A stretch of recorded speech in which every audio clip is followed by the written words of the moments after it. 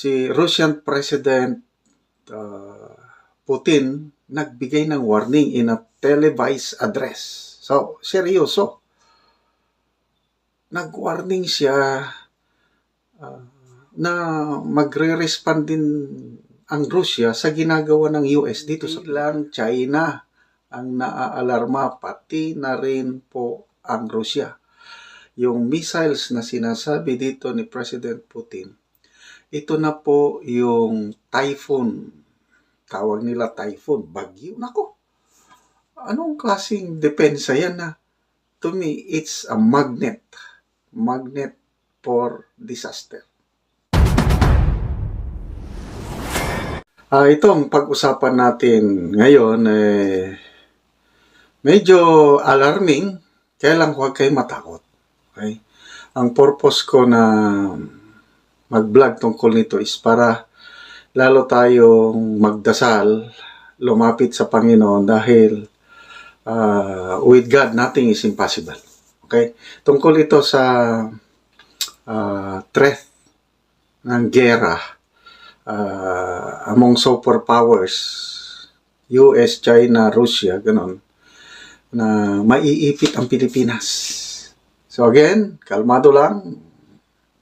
Let's put this in prayer at the feet of our Almighty God. Ito, sa international news, Asian news, si Russian President Putin nagbigay ng warning in a televised address. So, seryoso. Nag-warning siya na magre-respond din ang Russia sa ginagawa ng US dito sa Pilipinas. Okay, so ito po yung televised address ng Russian President. Basahin ko yung remarks niya. Today, it is known that the United States not only produces these missile systems, but has already brought them to Europe for exercises, to Denmark. Quite recently, it was announced that they are in the Philippines. Ako, sikat na po ang Pilipinas worldwide. It has caught the attention of the Russian President. Hindi lang China ang naaalarma, pati na rin po ang Russia. Yung missiles na sinasabi dito ni President Putin, ito na po yung typhoon. Tawag nila typhoon, bagyo, malakas. Mid-range capability missile systems na mag-fire ng tinatawag Tomahawk missiles, S-26 missile. Malalakas na pong missiles itong nandito sa Pilipinas for the first time in US history na na-deploy dito sa Asia yung Typhoon missile system na yun. At saan na ilagay? Nandyan na. Dumating po nung Abril. Balikatan exercise lang daw. Okay sana kung pang-exercise. Hindi naman ibinalik sa US. Iniwan naman dito sa Pilipinas. So, ano yun? Sinasabi ng iba na depensa daw natin. Depensa para in case na anong gagawin ng China sa atin, at least may panlaban tayo. Nako, anong klaseng depensa yan na? To me, it's a magnet. Magnet for disaster. Yung EDCA, yan, source ng tension na yan, yung EDCA yung idinagdag na EDCA sa Cagayan Province and Isabela. Dagdag tension na yan. Tapos, ang delikado sa lahat, bakit inalaw ng ating gobyerno ngayon yung Typhoon missile defense system na nandito na sa Pilipinas.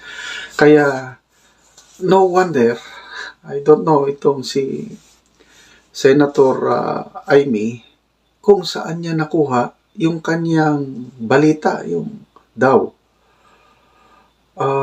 Marami ang yung hypersonic missiles ng China, sabi niya, nakatutok na sa Pilipinas at meron ng 25 targets. Nandun daw sa plano ng China. So, kine-question ngayon si Senator Remy, paano niya nakuha yung ganong plano yung mga ganong plano ng China, secret. Paano niya nalaman? Alam nga naman na magmarites itong senadora kasi marami ang nagsasabi na marites lang daw. Bakit ano? Okay, ito si Senator Amy, marami nang nagagalit. Kasi bakit kung totoo yung informasyon niya, bakit pinost niya kaagad sa kanyang social media bakit hindi niya direct na sinabihan ng AFP, sinabihan ng DND o yung kapatid niya? Ito, analysis ko lang ito, opinion ko lang. Baka sinadya ng China na i-leak kay Senator Amy yung ganong plano.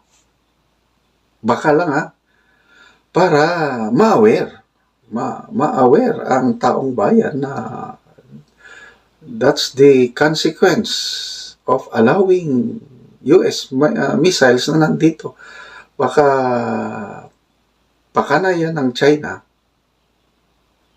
para maalarma ang taong bayan, para kung takot ang taong bayan, para bang madagdagan ng pressure para alisin yung mga missiles na yun. Kasi, magnet for nuclear war, yung mga ganon. Hindi natin alam. Yung Typhoon missile system ng US, hindi natin alam, baka may laman na warhead o it contains nuclear capability. Ay sigurado ito na, magsama na, sabi ng Russia, mag-deploy na rin sila ng ganon. Kasi kung ano ang meron sa US, nandun din sa Russia. Mas maraming ang warheads, nuclear warheads, ang Russia compared sa US. Pinakamarami ang Russia. Ngayon, i-deploy nila outside Russia. Saan nila i-deploy? China, dahil malapit sa atin ang China. So, yun po ang kalagayan po natin na although sinasabi ng National Security Council na wala namang imminent threat of attack from China sa atin. Yun ang sabi nila. Sana nga hindi. At tapos maganda yung response ng US, ng AFP. Nakakausapin nila si Senator Amy para mapag-usapan na baka they will take it seriously, baka nga totoo. So, kung totoo, ano ang response? Dadagdagan ng baka dadagdagan ng missiles. Kasi meron na tayong sariling missile, yung BrahMos o Brahmin galing sa India na. Nabili pa yun panahon ni PRRD, yung BrahMos na negotiate. Kaya dumating na lang ngayon bago. May nagsasabi na kasi hypersonic yung Russia, yung China, yung nakatutok. Merong balita, News 5 everywhere, si Ed Lingaw.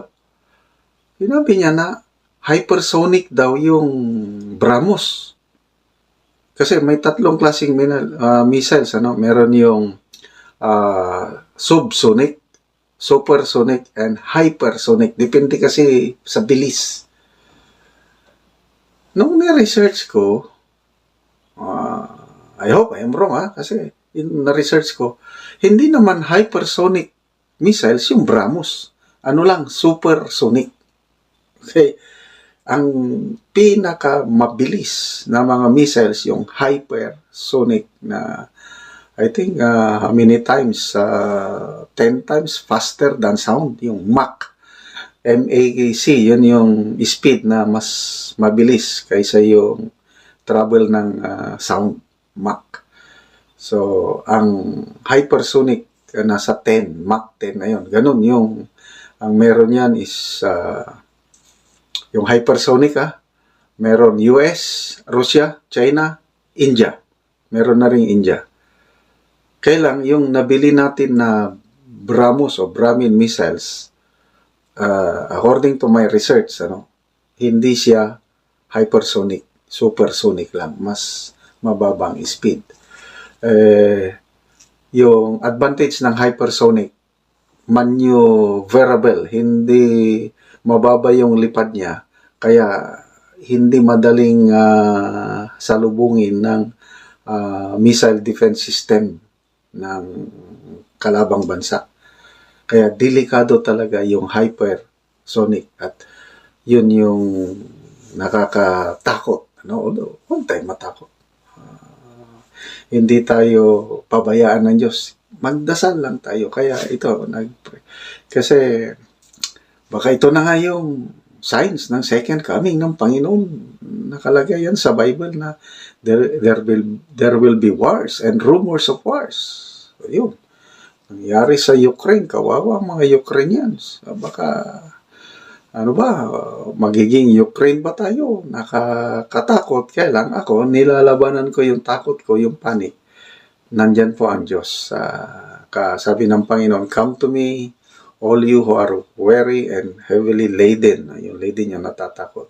And I will give you rest. The rest, yung peace of mind. Kaya ako, peace of mind lang, dasal lang. Wala pong imposible sa dasal.